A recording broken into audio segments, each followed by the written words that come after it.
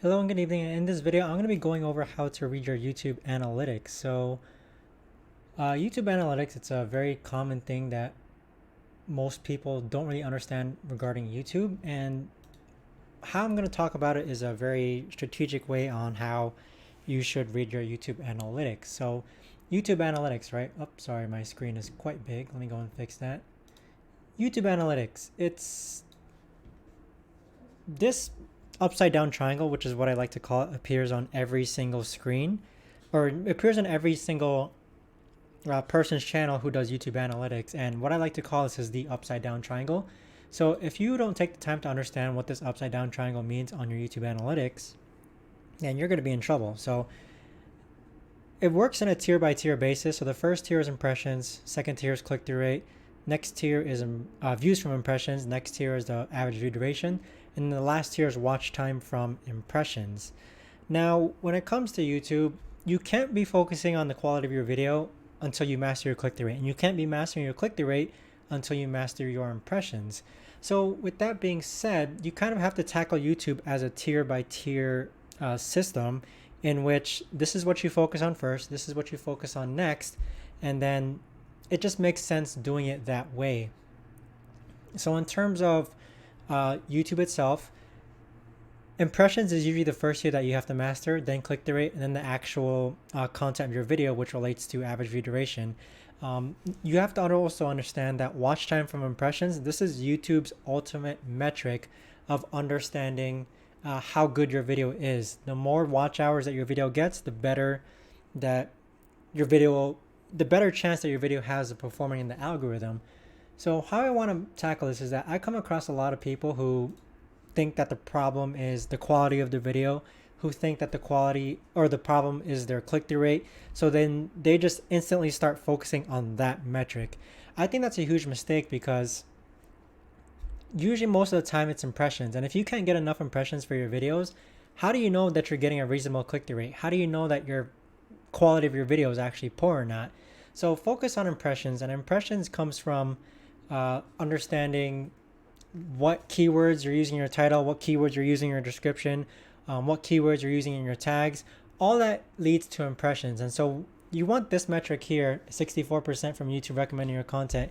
You want this to be as close as 100 as possible. Once you master that, then you can focus on your click-through rate. And click-through rate comes from title and thumbnails. And after that, once you master your click-through rate, so an average click-through rate on YouTube is anywhere between 3 and 7%. Anything higher is considered above average. So if you have an over 7% click-through rate, you're good. All right, your thumbnails that you're creating, are good. And now, after you master your click-through rate, that's when you can focus on the quality or content of your video. So do you see how all these metrics eventually tie in together one at a time? It's because YouTube works hand in hand. There's not one specific metric that you can focus on in order to improve your channel as a whole. You have to focus on everything. You have to focus on your impressions. You have to focus on your click-through rate, which comes from titles and thumbnails. And you also have to focus on the average view duration. Now, tied to that though, it doesn't really make sense to be focusing on the content of your video when you're not getting enough impressions on your video as well. So that's one of the mistakes that I often see people making related to YouTube, is that they instantly think that the problem is average view duration, or the problem is click-through rate. So they just jump into trying to fix their click-through rate or thumbnail. But in reality, the real problem is actually something else.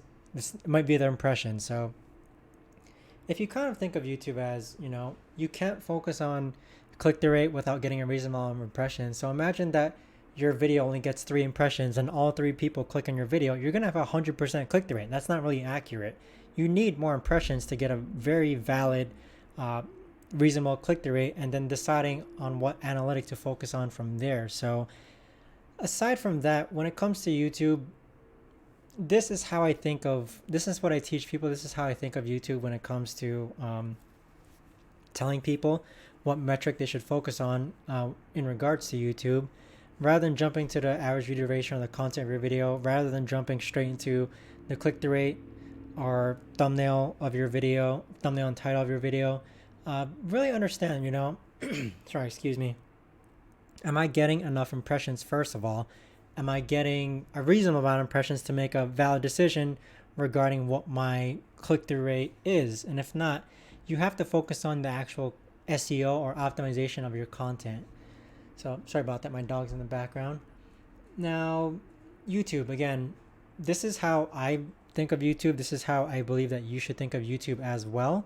And so that when you do this, you'll have a very a very logical way of approaching YouTube and thinking of, what metric should I focus on next versus what metric should I focus on last, right? So aside from that making sense, I do notice that people often jump straight into the conclusion that the problem is the optimization of their content, when sometimes in reality it might just be that the topics that they're choosing aren't good enough topics for their they're not good enough topics to actually be searchable on YouTube. So that's what it ties into here when it comes to YouTube recommending your content or not. So you want to make sure that the topics that you're researching, they're reasonable, logical, thought out topics that people are actually searching for. You don't want to make the mistake of just thinking that, okay, I think people would want to look at this topic, because if you're not creating searchable content on YouTube related to this type of what people are searching for, then this graph won't even matter. So aside from that, one thing I also do want to mention is just the averages. So average amount of impressions, click-through rate, and average duration that I aim for. Impressions, I try to get as many impressions as possible on my YouTube videos. Again, getting this number here, sorry about that, I just had a meal, so I'm kind of bloated a little, but getting this number here, the percentage, to as close to 100% as possible. Usually in my bigger channels, 99% comes from YouTube recommending the content. And let me see what else. Yeah, 99% comes from people recommending the content, and this is usually my bigger channels. So if you're getting enough of your videos for YouTube to be recommending your content, like 99% comes from YouTube recommending your content, you're definitely creating searchable content. So I applaud you for that. So impressions, try to get as many impressions as possible. But tying to click-through rate, a good average click-through rate is anywhere between 3 and 7%. So 3 to 7% click-through rate, less than 3% is definitely way too low, but above 3% or above 7% is a really good amount. Now, on top of that though, one thing I do want to mention is I've had click-through rates of 20% or higher, and usually that's a good indicator of a video that's going to do well in the algorithm. But that doesn't mean that just because you get a click-through rate of over 10% or higher, it doesn't mean that your video is guaranteed to go viral. It definitely gives it a better chance of going viral, but it doesn't guarantee virality. So aim for above 7% click-through rate. That's my go-to. And then let's see what else. So I'm just checking my notes here. Hang on. Average view duration. So a common question I get is, how long should my videos be? It doesn't really matter how long your YouTube videos are, but this is the way you should think about it. Sorry, let me write a note for myself.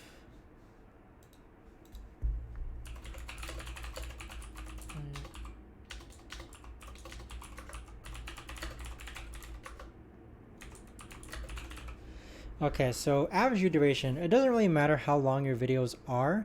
So what I recommend is, however long your videos are, just make sure it's long enough. So don't kind of add fluff to your YouTube videos. I definitely don't recommend doing that. That's usually if you have to add fluff, again, just don't do that. Stay away from that.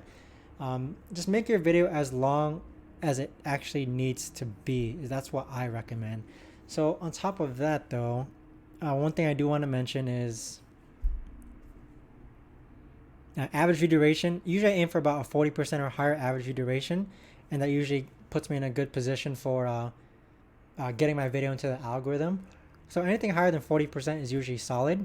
But again, if your video is like really short, it's only 1 minute, I imagine that people would be watching your video for an entire duration of the of the entire video duration of your 1 minute video. So that would equal an 100% watch time. But aside from that, that's how you read analytics on YouTube. If you have any questions at all, feel free to comment down below, and I'd be more than happy to help you. I have a lot of experience on YouTube. And growing channels. So thanks so much for watching this video, everyone, and I will see you in the next video.